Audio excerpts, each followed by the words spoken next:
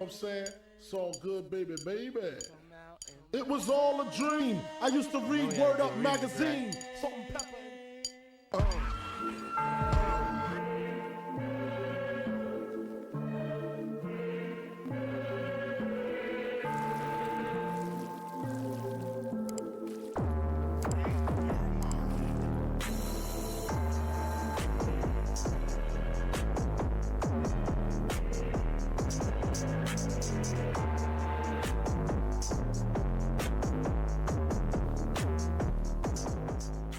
This video, which is part of the series The Rise and Fall of the Diddy Empire, did Ciroc's corporate parent, Diageo, promote Deborah Crew as the interim CEO back in March 2023, 2 months before Puffy's lawsuit was filed against them, because they knew P. Diddy's unspeakable, horrific scandal involving bad behavior against women was about to hit the fan later. 3 is the first time I have presented results as CEO of Diageo. I was appointed in early June, taking over from our much-loved and respected former CEO, Sir Ivan Menezes, who passed away. On behalf of the Diageo family, I would like to thank you and express our appreciation for your condolence messages during this challenging period, as we mourn the loss of Ivan. By the way, Diddy's liquor products come under his Combs Wines and Spirits LLC corporation. He had a maze of them, by the way, a whole bunch of amazing, long story short. Also, what was the true nature of the Ciroc joint venture agreement?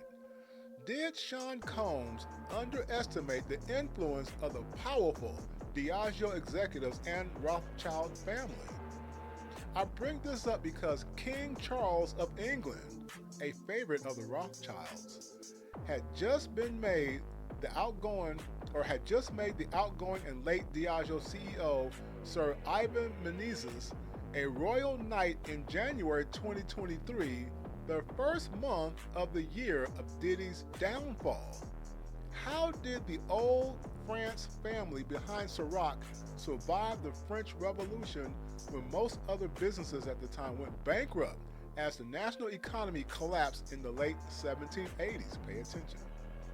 That's when you start discovering the secretive network of old money. They have been protecting each other for thousands of years.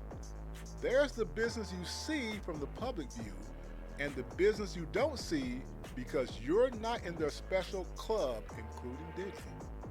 In my opinion, I think Puffy, though street smart, is a bit of a sore loser and hates to admit defeat, as his track record shows. In this video series, I will show how his slumping liquor brand, Ciroc, finally hit rock bottom in 2022, coming in last place among Diageo's premium liquors. Casamigos, which is much younger than Ciroc, technically was in last place, but only because it's new, and the sales volume, aka depletion, was not like the much older Ciroc. Diddy never admitted that he just doesn't understand luxury brand building the way he thinks. This is a shame because it's a case of pride coming before the fall if you don't consult with the right experts in branding. So, sit back and watch the shocking, strange tale of how P. Diddy thought he was God, as his friend said, and went up against old European money and lost in the most spectacular crash of a once lucrative liquor ambassadorship and joint venture. This is that eyes wide shut kind of secretive backdoor business dealing that most of you will never get involved in. The main problem with the Diddy liquor deal with Diageo is that the annual numbers for Ciroc and DeLeon were sinking in 2022. The owners of Diageo mainly care about money. Sales is sales. People buy what they want, and they weren't wanting Ciroc like they did anymore. I personally surveyed several friends over the years who go to the clubs, lounges, and restaurants that serve Ciroc and DeLeon and all that kind of good stuff. Ciroc in particular had a few years when it was popping, but it fell off. Why? Why did it fall off? It was more of a fad instead of building a premium brand over time, which is an important distinction. Pay attention. Diddy used racism as a power card, but perhaps he overemphasized branding Ciroc in clubs that skewed too young, instead of focusing on higher-end brothers and sisters such as myself. Personally, I do shots from time to time. When I first caught wind of Ciroc back in the day, the Ciroc trend, it was mainly targeted at sisters who go out on girls' night out, mostly preferring a mix of vodka and some sweet juice, which a lot of well-paid gentlemen like myself are just not into. After a few years, I just didn't see it talked about like it once was. Kind of like what happened to the Sean John clothing label, which I'll discuss in the upcoming video. Here's an excerpt from BlackEntrepreneurProfile.com that sums up Diddy's lack of true business savvy, though he has a good street hustler's mindset. Quote, Sean Diddy Combs has inked a 50-50 multi-year deal to market the Ciroc vodka brand that could net him more than $100 million, unquote. I'm assuming they meant per year, not really the entire life of the contract, but I'll continue. Quote, under the terms of the deal, Sean Combs and Sean Combs Enterprises, which is now Combs Global, by the way, will take the lead on all U.S. brand management decisions for Ciroc, while sharing in the future profits of the growth.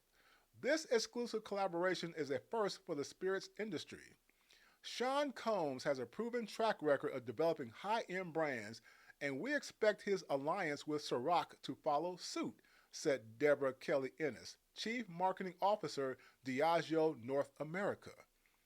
We are confident that Sean and his team are the right partners to further enhance the luxury profile of Ciroc, unquote. Now, keep Deborah's name in mind, as her business relationship with P. Diddy will play an important role later in this video. For Diageo to put this much trust in Diddy meant they probably took out what's called key man insurance on him, which is where a company protects high-profile investments in strategic executives and individual partners in case of death or other kinds of failures. This also means they did an extensive background check on Puffy and knew his violent and criminal dark past. Oh yes, they ain't no fools now. Continuing, quoting Puffy here, quote, it is an honor and a privilege for me to partner with Diageo on this joint venture. I pride myself on the company I keep and will only work with the best. My extensive track record as a brand builder ranges from cultivating music careers and creating a lifestyle fashion brand to launching 2 signature fragrances and producing a hit television show, all of which have given me the necessary skills needed to establish a luxury brand. I am confident that this alliance with Ciroc will be a success, unquote. Now, if this quote is correct, then he doesn't understand the true principles of business or luxury brand building, which is probably why his premium liquors could not survive the fad phase. Having exposure and reach in the media helps greatly in the beginning, like all fads and trends, when most new brands fail. But a long-term marketing strategy is more than just product placement in hit music, reality TV shows, party, hotel resorts, and nightclubs. There's a bit of science behind aligning a premium product, let me say that again, behind aligning a premium product with the discriminating taste of the world's wealthiest people. It takes years to build their trust in your brand's exclusivity, something Ciroc and DeLeon did not perfectly achieve under Diddy's channel. Ciroc has nonetheless caught on with some high-income individuals in spite of Diddy, not because of Diddy, as many online social media comments and posts prove. So, with that as a backdrop, let's dig into the old money side of Diageo to really understand why Diddy had no clue what mysterious, ancient group of old money masters he was up against. That's coming up in part 2 of this Diddy versus Diageo mini-series. Be sure to like and subscribe so we can walk you down the dark tunnels and maze of the people behind Diageo that Diddy thought